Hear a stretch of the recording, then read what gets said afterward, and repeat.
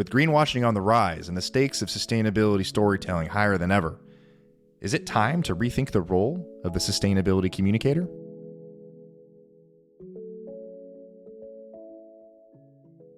Hey everybody, and welcome to the Sustainability Communicator, the podcast exploring the intersection of corporate sustainability and storytelling.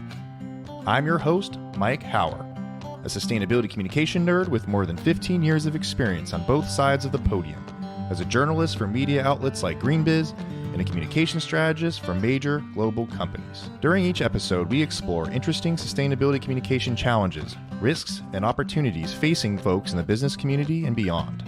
If you're ready to talk your walk, then you've come to the right place. Time to get to it.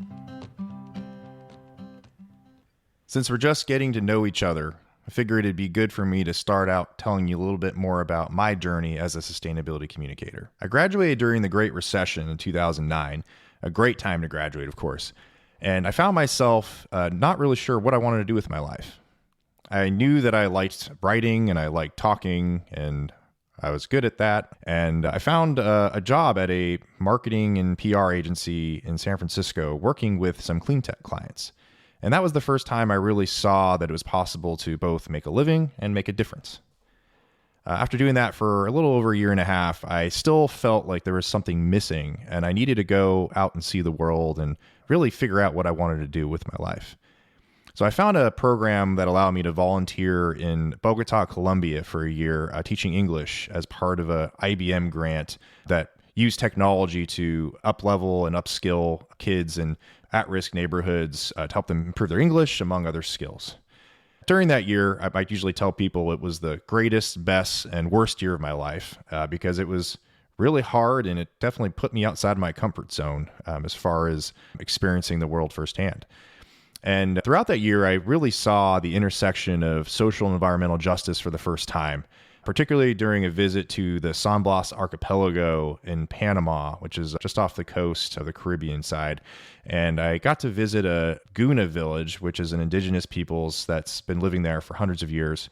And they live on these tiny, beautiful islands that are basically at sea level. And I learned then that because of rising sea levels, they were going to have to relocate soon to the mainland. And this was back in 2011 when the climate crisis wasn't really seen as a crisis yet. Even those of us who believed in climate change still saw it as something that was going to happen way in the future. And this was the first time I saw that, this is something that's happening now. It's a clear and present danger. And I knew that I needed to devote my career and my life to doing whatever I can to address it.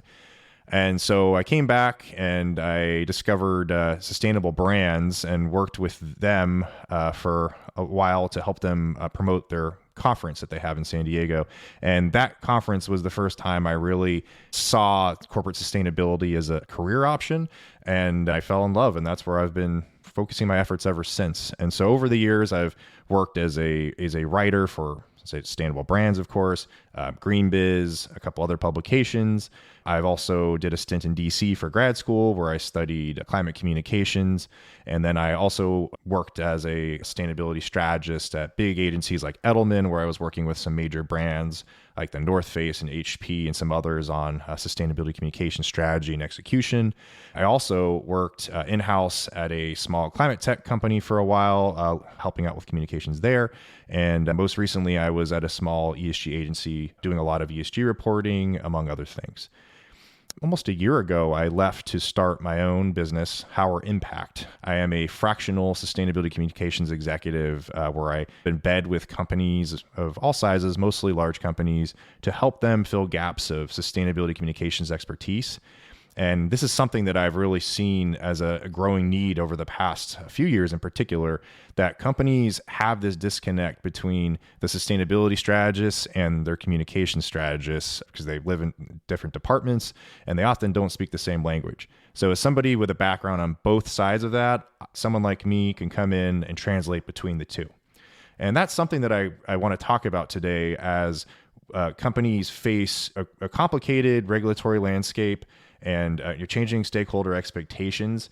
It's not easy to communicate sustainability, and the stakes are high because back in the day, you could get away with maybe saying a few things about your sustainability program without backing it up.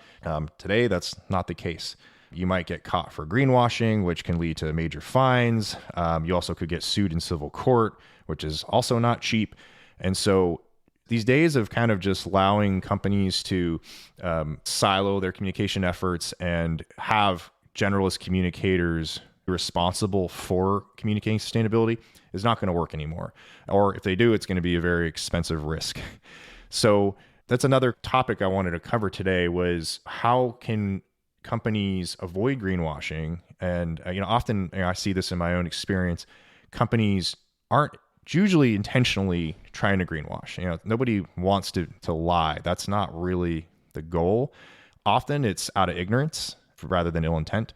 It's because companies are relying on folks who might be excellent marketing people and they might be great at communications, but they don't understand sustainability subject matter, which unless you're focused on it all the time, it's pretty much impossible to. So the days of just having people who are just kind of picking up sustainability comms as a side hustle, you can't do that. You're going to need to start having people, whether it's in-house or consultants like me, come in and really be the experts who can speak the languages of both the sustainability teams and the communications teams. Before we get any further, I want to talk a little bit more about sustainability communication as a profession and how it's evolved over the years. So the earliest days of sustainability communication were actually rooted in crisis communication, or rather crisis communication assumed this role because sustainability communication didn't really exist yet as a profession. So in those days, when a company made a major mistake or got caught for some social, environmental impropriety, crisis communicators, as they still will come in today to do this, came in to spin the story and salvage corporate reputation. So this made communicators more responsible for damage control than conveying any kind of intentional corporate narrative on social and environmental progress.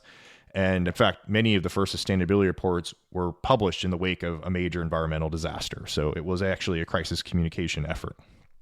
So this legacy of reactivity lingers today with how many companies approach sustainability communication. It's operating often out of a place of discomfort, if not fear of being criticized for social and environmental snafus.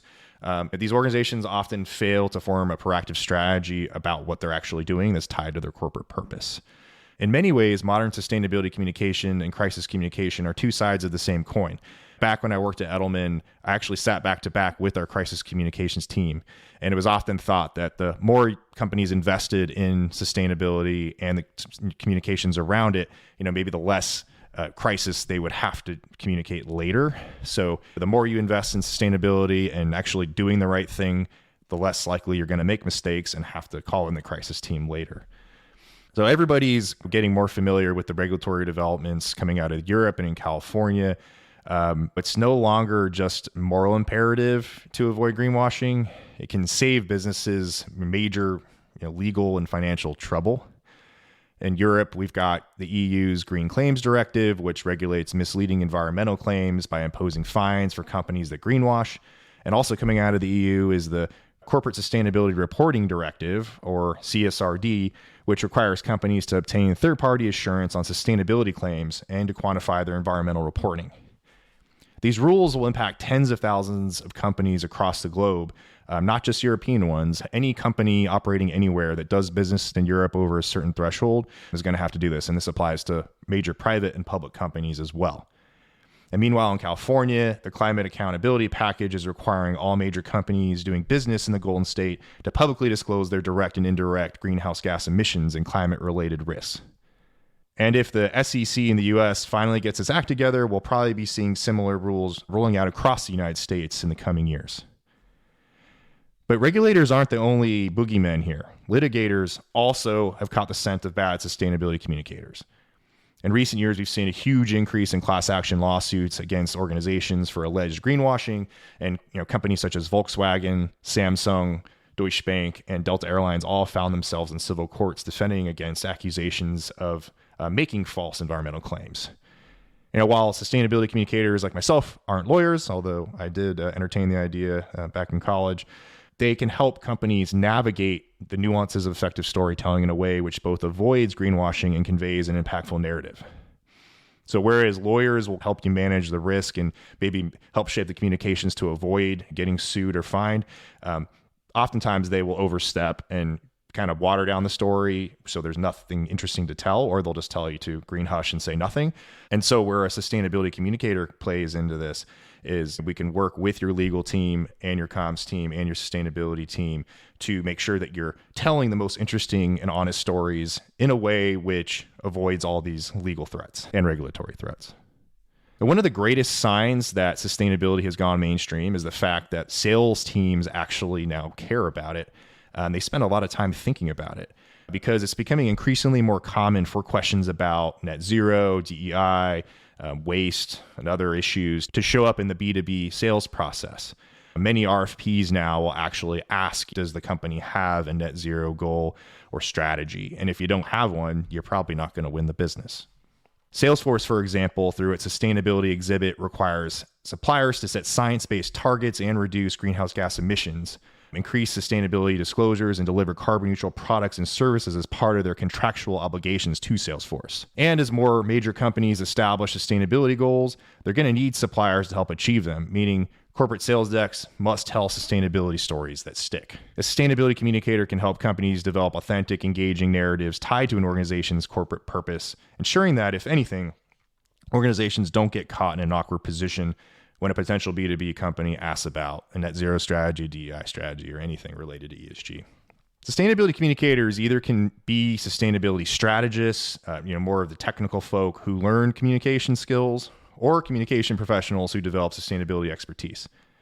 To succeed as a sustainability communicator, you don't have to be a number cruncher or the person setting the strategy or science-based targets, for example, but you have to be able to look at the numbers once they've been crunched and look at the strategy from a high level and understand it so that you can translate it to different audiences.